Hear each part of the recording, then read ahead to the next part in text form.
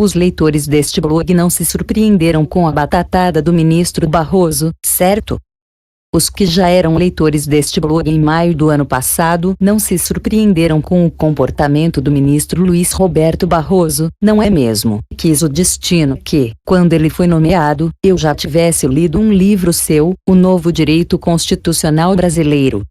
Fiquei de cabelo em pé, não é muito cabelo, é verdade, mas reage. Escrevi, então, um post a respeito. Da época, também andei lendo algumas coisinhas que escrevia num site. Vi que gostava de Beethoven, de Ana Carolina e de Taiguara. Entendo. Percebi que, segundo ele próprio, o direito constitucional no Brasil se dividia em duas eras. A BDB, antes de Barroso e depois de Barroso. Descobri que, para ele, em muitas situações, em lugar de se limitar a aplicar a lei já existente, o juiz se vê na necessidade de agir em substituição ao legislador. A despeito de algum grau de subversão ao princípio da separação de poderes. Que coisa! Já depois de indicado por Dilma e ainda antes da sabatina no Senado, Barroso afirmou em uma entrevista, em vermelho, em uma democracia, a decisão política deve tomar quem tem voto, o judiciário deve ser deferente às escolhas feitas pelo legislador e às decisões da administração pública, a menos que, e aí, sim, se legitima a intervenção do judiciário, essas decisões violem frontalmente a Constituição. Aí, sim, por exceção e não por regra, o judiciário pode e deve intervir.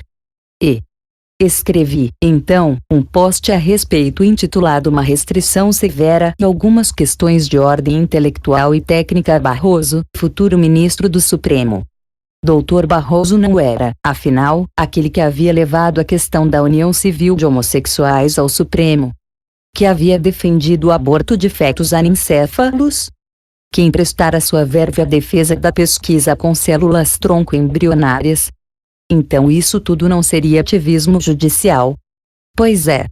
E é bom os senadores ficarem atentos. Dr. Barroso considera, pelo visto, que ativismo judicial pernicioso é aquele exercido em questões com as quais não concorda, e ativismo judicial virtuoso é aquele exercido em questões que contam com a sua aprovação.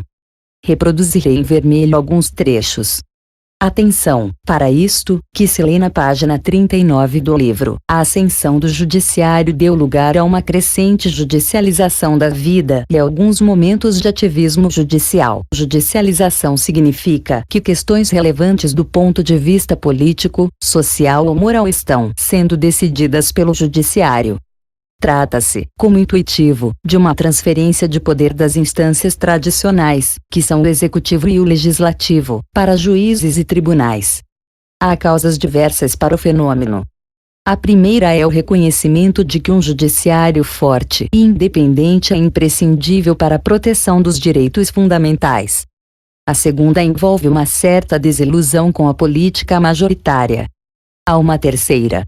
Atores políticos, muitas vezes, para evitar o desgaste, preferem que o judiciário decida questões controvertidas, como o aborto e direitos dos homossexuais. No Brasil, o fenômeno assume uma proporção maior em razão de a Constituição cuidar de uma impressionante quantidade de temas. Incluir uma matéria na Constituição significa, de certa forma, retirá-la da política e trazê-la para o direito, permitindo a judicialização.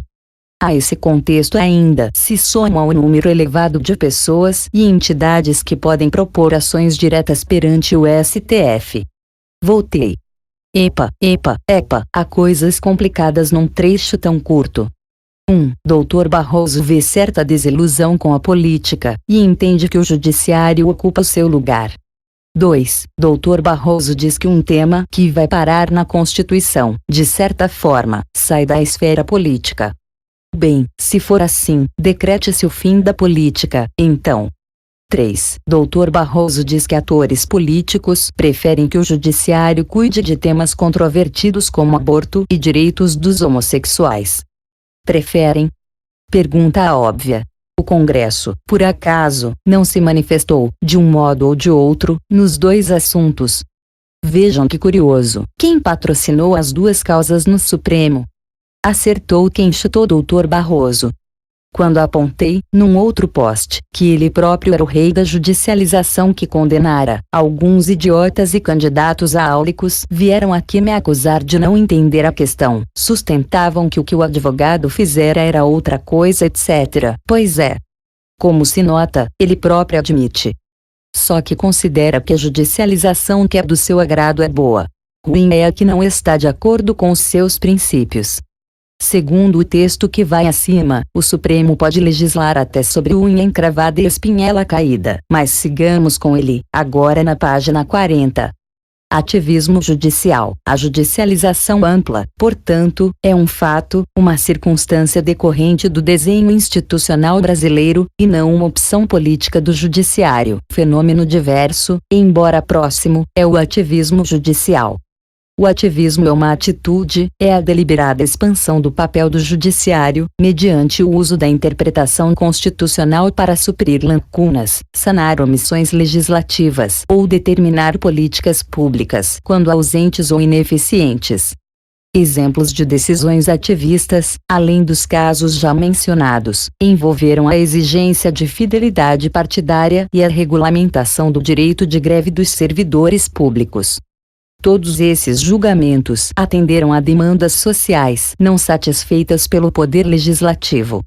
Registre-se, todavia, que apesar de sua importância e visibilidade, tais decisões ativistas representam antes a exceção do que a regra.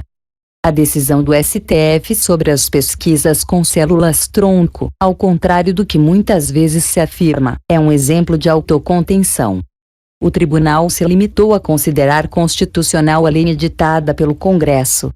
Comento: vamos ficar no caso da união civil de homossexuais, citada por ele mesmo, causa em que atuou. Havia, por acaso, alguma lacuna na Constituição? E no caso do aborto de anencéfalos? É lacuna o que há no Código Penal ou na própria Constituição, que protege a vida.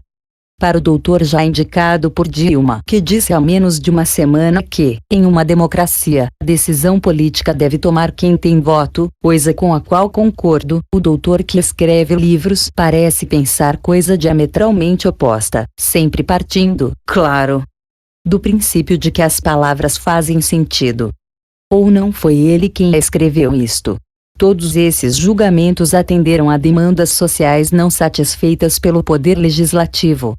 Afinal de contas, o doutor acha que decisão política deve tomar quem tem voto ou acha que o judiciário deve atender a demandas não satisfeitas da sociedade. Num caso, o judiciário não legisla. No outro, sim. Até porque as reivindicações são infinitas, não é? Também me incomoda um pouco esse conceito de demandas da sociedade. Quem é a sociedade, cara pálida? Ela certamente não se resume aos lobbies organizados e influentes, sejam eles econômicos, culturais ou comportamentais. Indago: casamento gay e aborto são demandas da sociedade. De qual sociedade? Como ignorar que o texto do doutor embute a ideia de que a representação parlamentar é, digamos, deficiente, que cabe ao judiciário corrigir o que o povo não fez direito? Ora, vocês sabem que tenho horror ao populismo judicial, mas sabem também que recuso a ideia de que cabe aos outros dois poderes corrigir a representação parlamentar. O doutor e o judiciário à esquerda, no pé da página 40, Barroso decide, como diz, neutralizar as críticas daqueles que apontam o ativismo judicial, e faz um raciocínio realmente especioso. Leiam. Comento em seguida. Uma democracia não é feita apenas da vontade das maiorias, mas também da preservação dos direitos fundamentais de todos. Cabe ao judiciário defendê-los. Em segundo lugar, é possível sustentar que, na atualidade brasileira, o STF está à esquerda do Congresso Nacional. De fato, quando o tribunal decidiu regulamentar o aviso prévio proporcional ao tempo de serviço, as classes empresariais acorreram ao Congresso, pedindo urgência na aprovação da lei que tardava. Ninguém duvidava que o STF seria mais protetivo dos trabalhadores que o legislador. Quanto à capacidade institucional, juízes e tribunais devem ser autocontidos e deferentes aos outros poderes em questões técnicas complexas, como transposição de rios ou demarcação de terras indígenas. Por fim, a judicialização jamais deverá substituir a política, nem pode ser o meio ordinário de se resolverem as grandes questões. Pelo contrário, o judiciário só deve interferir quando a política falha. Comento: não há como. O que está escrito acima é uma coisa só, que se vai confirmar na sequência. A política, para Dr. Barroso, falha sempre que está à direita do judiciário, e o judiciário acerta sempre que está à esquerda da política. Sim, ele acha que juízes e tribunais devem ser autocontidos, desde que concordem com o que faz o legislativo. Se não for assim, tende a entrar em ação e fazer a balança pender para a esquerda. Apaixonado pela própria atuação, ele volta à questão da união civil de homossexuais, causa que ele patrocinou. Atenção! A defesa de um judiciário mais discricionário. O judiciário não apenas ocupou mais espaço como, além disso, sua atuação se tornou mais discricionária. Em muitas situações, em lugar de se limitar a aplicar a lei já existente, o juiz se vê na necessidade de agir em substituição ao legislador. A despeito de algum grau de subversão ao princípio da separação de poderes, trata-se de uma inevitabilidade, a ser debitada à complexidade e ao pluralismo da vida contemporânea. Foi o que ocorreu no exemplo do reconhecimento das uniões homoafetivas, referido acima.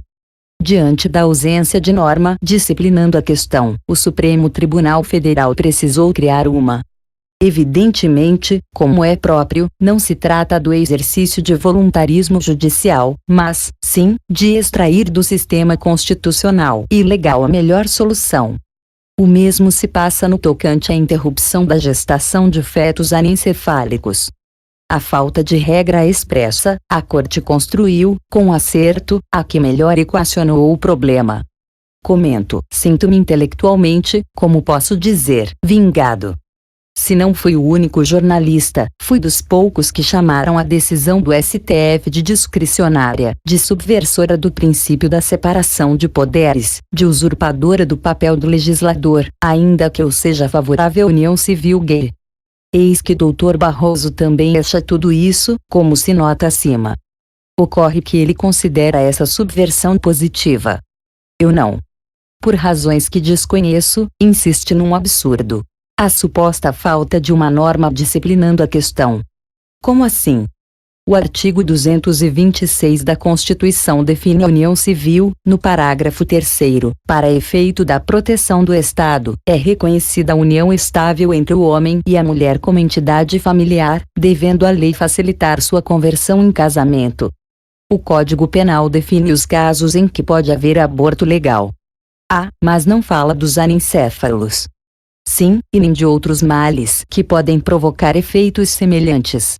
Ora, Dr. Barroso sabe, parece, já se mostrou, por palavras oblíquas, simpático à discriminação do aborto, que, atrás da legalização do aborto por anencefalia, virão pedidos relacionados a outras doenças e síndromes. Chamo a atenção para isto. Em muitas situações, em lugar de se limitar a aplicar a lei já existente, o juiz se vê na necessidade de agir em substituição ao legislador. Aí está a licença para qualquer coisa. Nem Roberto Lira Filho, o delirante teórico do direito achado na rua, foi tão sintético, até porque era verborrágico e contundente. Sim, Dr. Barroso admite que há nisso certo grau de subversão da independência entre os poderes. Teremos um ministro do Supremo que vê com bons olhos essa certa subversão e que, quando advogado, fazia questão de patrociná-la. Sim, caros, encontrei outras coisas notáveis no livro de Dr. Barroso. Voltarei ao tema, claro. Eu sabia bem o que estava escrevendo quando, no primeiro momento, afirmei que Dilma havia feito uma nomeação pautada pela correção ideológica. Por Reinaldo Azevedo.